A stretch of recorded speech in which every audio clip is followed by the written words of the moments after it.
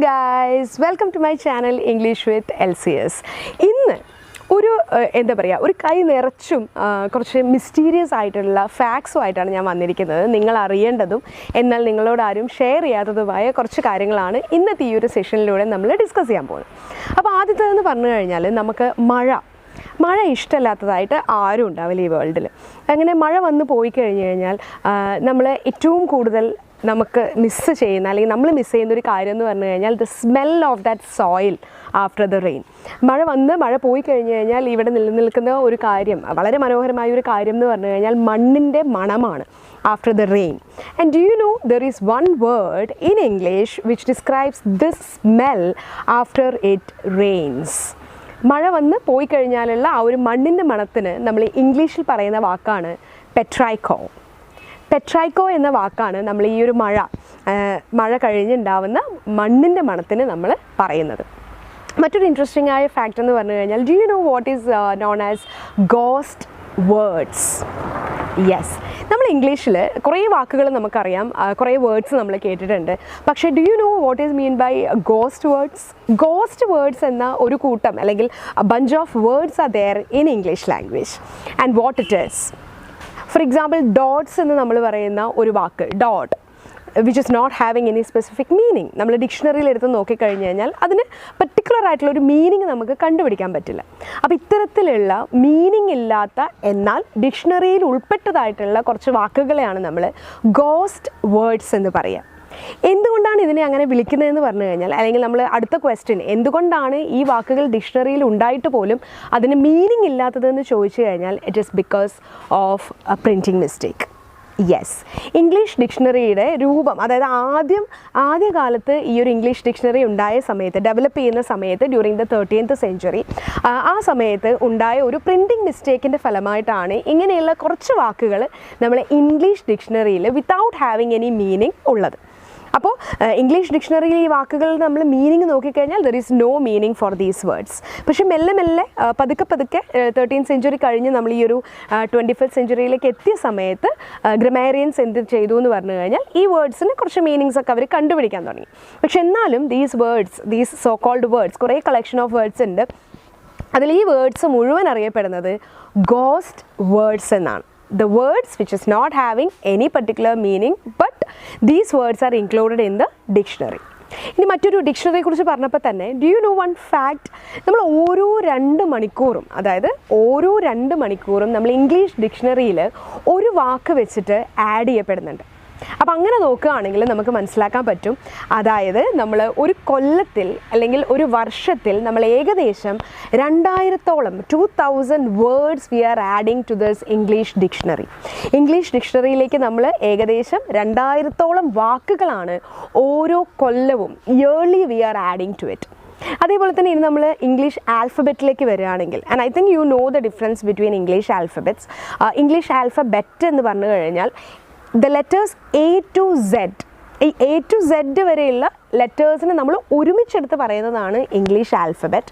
അല്ല നമുക്ക് ഓരോ ലെറ്റർ ബൈ ലെറ്റർ ആയിട്ട് എടുത്ത് പറയണം. Like we wanted to say about A, if you wanted to say about B, if you wanted to say about D. അങ്ങനെയാണെങ്കിൽ നമ്മൾ അതിനെ പറയും letters in English alphabet. So that is a difference.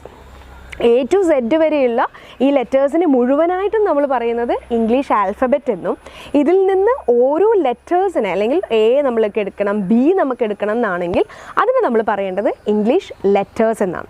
ഇനി ഈ ലെറ്റേഴ്സിനെ കുറിച്ച് പറയുമ്പം കുറേ ഇൻട്രസ്റ്റിംഗ് ആയിട്ടുള്ള ഫാക്ടേഴ്സ് ഉണ്ട്. ഒന്ന്, നമ്മൾ ഇംഗ്ലീഷ് ലാംഗ്വേജിൽ നമ്മൾ ഏറ്റവും കൂടുതൽ യൂസ് ചെയ്യുന്ന ലെറ്റർ ഏതാണെന്ന് ചോദിച്ചു കഴിഞ്ഞാൽ, ഇംഗ്ലീഷ് ലെറ്റർ ഏതാണെന്ന് ചോദിച്ചു കഴിഞ്ഞാൽ ഇറ്റ് ഈസ് E. നിങ്ങൾ തന്നെ ഒന്ന് നോക്കിയാൽ മതി, നമ്മൾ ഇംഗ്ലീഷ് ഡിക്ഷണറിയിൽ തന്നെ നോക്കുക, അല്ലെങ്കിൽ നമ്മൾ ഏതെങ്കിലും ആർട്ടിക്കിൾസ് ഗൂഗിളിൽ വായിക്കുമ്പോൾ, അല്ലെങ്കിൽ എവിടെ നോക്കിക്കഴിഞ്ഞാലും നമുക്ക് കാണാൻ പറ്റുന്നത് ഏറ്റവും കൂടുതൽ വാക്കുകൾ നമുക്കുള്ളത് E എന്ന് പറയുന്ന ലെറ്ററിലാണ്. I am not saying that ഇയിലാണ് സ്റ്റാർട്ട് ചെയ്യുന്നതെന്നല്ല, പക്ഷേ ഏതൊരു വാക്ക് നമ്മൾ എടുത്ത് നോക്കിക്കഴിഞ്ഞാലും നമുക്ക് കൂടുതലായിട്ടും നമ്മൾ ഈ കോമൺ ആയിട്ട് യൂസ് ചെയ്യുന്ന ഒരു ലെറ്റർ ഇൻ ഇംഗ്ലീഷ് ലാംഗ്വേജ് എന്ന് പറഞ്ഞു കഴിഞ്ഞാൽ ദാറ്റ് ഈസ് E. അപ്പോൾ നമ്മൾ ഏറ്റവും കുറവായിട്ട് ഇംഗ്ലീഷ് ലാംഗ്വേജിൽ യൂസ് ചെയ്യുന്ന ലെറ്റർ ഏതാണെന്ന് ചോദിച്ചു കഴിഞ്ഞാൽ ഇറ്റ് ഈസ് Q ആണ്. Q എന്ന് പറയുന്ന ലെറ്ററാണ് നമ്മൾ ഏറ്റവും കുറവായിട്ട് ഇംഗ്ലീഷ് ലാംഗ്വേജിൽ യൂസ് ചെയ്ത് വരുന്ന ഒരു ലെറ്റർ. ഇനി ഇംഗ്ലീഷിൽ തന്നെ നമ്മൾ ആൽഫബറ്റ് എടുക്കുമ്പോൾ നമുക്ക് അറിയാം വവൽ സൗണ്ട്സ് ഉണ്ട്, അതേപോലെ തന്നെ നമുക്ക് കോൺസണൻറ്റ് സൗണ്ട്സ് ഉണ്ട്.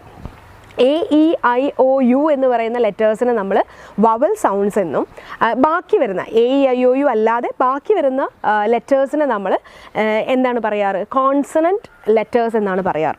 അപ്പോൾ അങ്ങനെ ഈ കോൺസണൻറ്റ് ലെറ്റേഴ്സ് ഇംഗ്ലീഷ് ലാംഗ്വേജിൽ എടുക്കുമ്പോൾ ഏറ്റവും കൂടുതൽ നമ്മൾ യൂസ് ചെയ്യുന്ന കോൺസണൻറ്റ് ലെറ്ററാണ് R വെച്ചിട്ടാണ് ഏറ്റവും കൂടുതൽ വേർഡ്സ് നമ്മൾ ഇംഗ്ലീഷ് ലാംഗ്വേജിൽ ഉള്ളത്.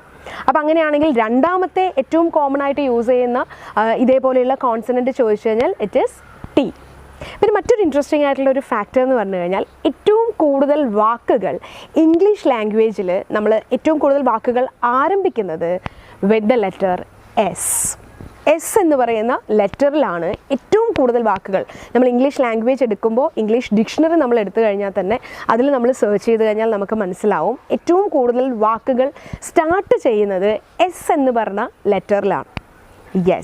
എസ് ലെറ്ററിലാണ് ഏറ്റവും കൂടുതൽ വാക്കുകൾ സ്റ്റാർട്ട് ചെയ്യുന്നത്. കാരണം എന്താണെന്ന് വെച്ച് കഴിഞ്ഞാൽ നമുക്ക് വാക്കുകളുണ്ട്, വെച്ച് തുടങ്ങുന്ന കുറേ വാക്കുകളുണ്ട്, ഷൂ, ഷീ, ഷെൽട്ടർ, അങ്ങനെ വെച്ചിട്ട് വരുന്ന വാക്കുകളാവുമ്പോഴും അതിൻ്റെയും ഫസ്റ്റ് എന്താണ്, എസ് തന്നെയാണ്. അപ്പോൾ അതാണ് കുറേ എസ്സിലാണ് നമ്മൾ ഒട്ടുമിക്ക വാക്കുകളും ഇംഗ്ലീഷ് ലാംഗ്വേജിൽ സ്റ്റാർട്ട് ചെയ്യുന്നത്. ഇനി മറ്റൊരു ഇൻട്രസ്റ്റിംഗ് ആയിട്ടുള്ളൊരു കാര്യം എന്ന് പറഞ്ഞു കഴിഞ്ഞാൽ നമ്മൾ ഇംഗ്ലീഷ് ലെറ്ററിൽ നമുക്ക് ഐയും ജെയും ഉണ്ട്. അപ്പോൾ സ്മോൾ ലെറ്ററിൽ നമ്മളിത് എഴുതുന്ന സമയത്ത്, ക്യാപിറ്റൽ അല്ല സ്മോളിൽ എഴുതുന്ന സമയത്ത് ഈ ഐയുടെയും ജെയുടെയും മുകളിൽ നമ്മളൊരു ഡോട്ട് വെക്കാറുണ്ട്, അല്ലെങ്കിൽ ഒരു കുത്ത് വെക്കാറുണ്ട്. അപ്പോൾ ഈ കുത്തിനെ നമ്മൾ പറയുന്നതാണ്, അതായത് ആ കുത്തിനെ നമ്മൾ പറയുക സൂപ്പർസ്ക്രിപ്റ്റ് ഡോട്ട് എന്നാണ്. So that is what the dot that we have in I and J, which is there in small letter നമ്മൾ എടുക്കുമ്പോഴാണ് ഈ ഐയും ജെയുടെയും മേലെ നമ്മൾ ഡോട്ട് ഇടുക. സോ ആ ഡോട്ടിനെ we say in English as superscript dot. Superscript dot എന്നാണ് ആ ഒരു ജെയുടെയും ഐയുടെയും മുകളിലുള്ള ആ ഒരു ഡോട്ടിനെ നമ്മൾ ഇംഗ്ലീഷിൽ പറയാം. ഇനി മറ്റൊരു ഇൻട്രസ്റ്റിംഗ് ആയിട്ടുള്ള കാര്യം എന്ന് പറഞ്ഞു കഴിഞ്ഞാൽ there is one word in English language which is not having any vowel sounds. നമ്മൾ ഇംഗ്ലീഷിൽ വവൽ സൗണ്ട്സ് ഇല്ലാത്ത ഒരു വാക്ക് നമ്മൾ നോക്കുകയാണെങ്കിൽ, ഒരു വാക്ക് നമ്മളോട് ആരെങ്കിലും ചോദിക്കുകയാണെങ്കിൽ നമുക്ക് പറയാൻ പറ്റുന്ന ഒരു വാക്കാണ് rhythm in music. So rhythm എന്ന് പറയുന്ന ആ ഒരു വാക്കിൽ തന്നെ we are not having any vowel sounds. പക്ഷെ നമ്മൾ ബാക്കി ഇംഗ്ലീഷ് ലാംഗ്വേജിൽ നമ്മൾ വാക്കുകൾ എടുക്കുമ്പോൾ വവൽസ് ഇല്ലാത്ത വാക്കുകൾ വളരെ ചുരുക്കമായിരിക്കും.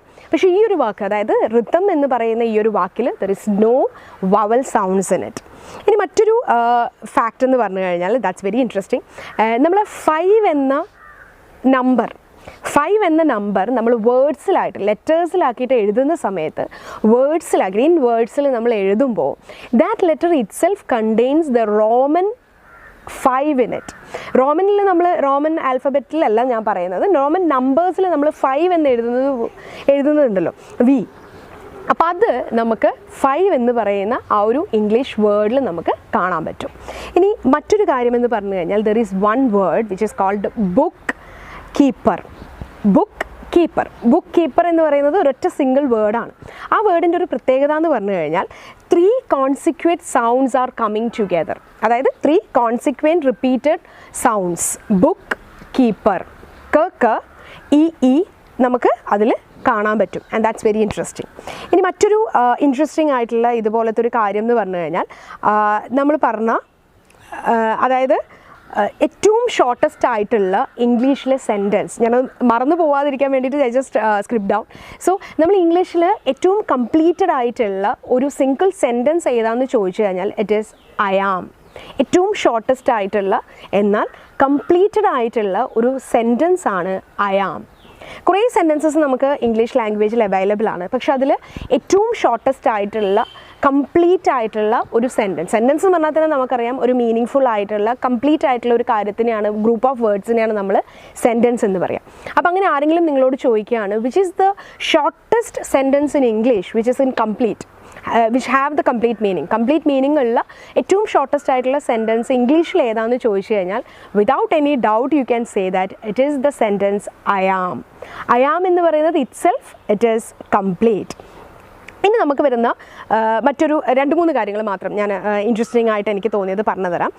അതായത് അൺകോപ്പി റൈറ്റബിൾ എന്ന് പറയുന്ന ഈ ഒരു വാക്കിൽ നോ ലെറ്റർ ഈസ് റിപ്പീറ്റഡ്. നമുക്ക് അതായത് this is the longest word in which no letter is repeating. കുറേ വാക്കുകൾ നമ്മൾ റിപ്പീറ്റഡ് ആയിട്ട് ലെറ്റേഴ്സ് വരുന്ന വാക്കുകൾ നമ്മൾ കണ്ടിട്ടുണ്ട്. പക്ഷേ അൺകോപ്പി റൈറ്റബിൾ എന്ന് പറയുന്ന ഈ ഒരു പെർട്ടിക്കുലർ വാക്കിൽ no repetition of the letters are happening. അതേപോലെ തന്നെ നമുക്ക് പറയാം, ഇപ്പം നമ്മളോട് ആരെങ്കിലും ചോദിക്കുകയാണ് when you will meet me, അപ്പോൾ നമുക്ക് അവരോട് പറയണം I will meet you day after tomorrow. So ഈ ഡേ ആഫ്റ്റർ ടുമോറോ എന്നിങ്ങനെ നീട്ടി പറയുന്നതിന് പകരം നമുക്ക് പറയാം I will meet you overmorrow. So day after tomorrow എന്ന് പറയുന്ന ആ ഒരു ഡേക്ക് നമ്മൾ ഇംഗ്ലീഷിൽ പറയുന്നതാണ് ഓവർ മോറോ. ഇതുപോലെയുള്ള കുറേ ഇൻട്രസ്റ്റിംഗ് ആയിട്ടുള്ള ഫാക്ടേഴ്സ് ഉണ്ട്. വൺ മോർ തിങ്, നമുക്കറിയാം കൗച്ച് പൊട്ടറ്റോ എന്നൊക്കെ നമ്മൾ കേട്ടിട്ടുണ്ട് അല്ലേ. മറ്റൊരു വാക്കാണ് മൗസ് പൊട്ടാറ്റോ. ഈ മൗസ് പൊട്ടറ്റോ എന്നത് പുതിയൊരു ടേം ആയിരിക്കാം ചിലർക്ക്. മൗസ് പൊട്ടറ്റോ കൊണ്ട് മീൻ ചെയ്യുന്നത് കമ്പ്യൂട്ടറിൽ 24/7, അതായത് 24 hours കമ്പ്യൂട്ടറിൻ്റെ മുൻപിൽ സ്പെൻഡ് ചെയ്യുന്ന ആളുകളെയാണ് നമ്മൾ എന്ത് പറയുക, മൗസ് പൊട്ടാറ്റോ. അപ്പോൾ 24 മണിക്കൂറും ഇവർ എവിടെയായിരിക്കും ഉണ്ടാവുക, കമ്പ്യൂട്ടറിൻ്റെ മുമ്പിലായിരിക്കും. അപ്പോൾ അങ്ങനെയുള്ള ആളുകളെ നമുക്ക് പറയാൻ പറ്റും ടെക്കീസ് എന്ന് നമ്മൾ പറയാറുണ്ട്. പക്ഷേ അവർ പറയുന്ന വളരെ കറക്റ്റായിട്ടുള്ള ഒരു വാക്കാണ് മൗസ് പൊട്ടാറ്റോ. മൗസ് പൊട്ടാറ്റോ എന്നാണ് നമ്മൾ അവരെ പറയുക. ഇനി ലാസ്റ്റിലോട്ടായിട്ടുള്ള കാര്യം, അല്ലെങ്കിൽ ലാസ്റ്റിലായിട്ട് ഞാൻ ഷെയർ ചെയ്യാൻ ഉദ്ദേശിക്കുന്ന ഒരു കാര്യം എന്ന് പറഞ്ഞു കഴിഞ്ഞാൽ 2 ഉണ്ട്. ഒന്ന് ബട്ടർഫ്ലൈ. നമുക്ക് എല്ലാവർക്കും അറിയാം ബട്ടർഫ്ലൈ എന്നുള്ള വാക്ക് നമ്മൾ എപ്പോഴും കേൾക്കുന്നതാണ്, നമ്മൾ കുട്ടികൾക്ക് പറഞ്ഞു കൊടുക്കുന്നതാണ്, നമ്മൾ ചെറുപ്പം മുതലേ കേൾക്കുന്ന ഒരു വാക്കാണ്. പക്ഷേ ഈ ഒരു വാക്കിൻ്റെ ആദ്യം അല്ലെങ്കിൽ ഉത്ഭവത്തിലേക്ക് നമ്മൾ പോവുകയാണെങ്കിൽ, ഡെവലപ്മെൻറ്റിലേക്ക് നമ്മൾ പോവുകയാണെങ്കിൽ വളരെ രസകരമായിട്ടുള്ളൊരു കഥ അതിൻ്റെ പിന്നിലുണ്ട്. ഈ ഒരു ബട്ടർഫ്ലൈ എന്ന് പറയുന്ന ഈ ഒരു വാക്കിന് ആദ്യം ആ വാക്കിന് നമ്മൾ പറഞ്ഞിരുന്നത് ഫ്ലട്ടർ ബൈ എന്നായിരുന്നു. അപ്പോൾ ഈ ഫ്ലട്ടർ ബൈ എന്നുള്ളത് ഓറലി ട്രാൻസ്മിറ്റ് ചെയ്ത് മെല്ലെ പതുക്കെ ഇപ്പം എത്തി നിൽക്കുന്നത് ബട്ടർഫ്ലൈയിലാണ്. So you have to remember the fact that butterfly എന്ന് പറയുന്ന ആ ഒരു വാക്ക് ആദ്യം ഉത്ഭവിച്ചത് ഫ്ലട്ടർ ബൈ എന്ന പേരിലായിരുന്നു. ഇനി മറ്റൊരു കാര്യം, അത് ലാസ്റ്റിലായിട്ട് ഞാൻ പറയുന്നു.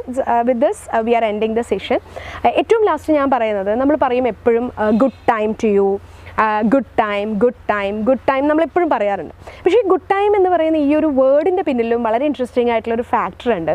നമ്മൾ ഏറ്റവും കൂടുതൽ ഇംഗ്ലീഷ് ലാംഗ്വേജിൽ യൂസ് ചെയ്യുന്ന അഡ്ജക്റ്റീവ് എന്ന് പറയുന്നത് ഗുഡാണ്. ഓക്കെ, നമ്മൾ ഇംഗ്ലീഷിൽ ഏറ്റവും കൂടുതൽ യൂസ് ചെയ്ത് വരുന്ന അല്ലെങ്കിൽ യൂസ് ചെയ്യുന്ന ഡെയിലി കോൺവെർസേഷൻസിൽ യൂസ് ചെയ്യുന്ന ഒരു അഡ്ജക്റ്റീവാണ് ഗുഡ്.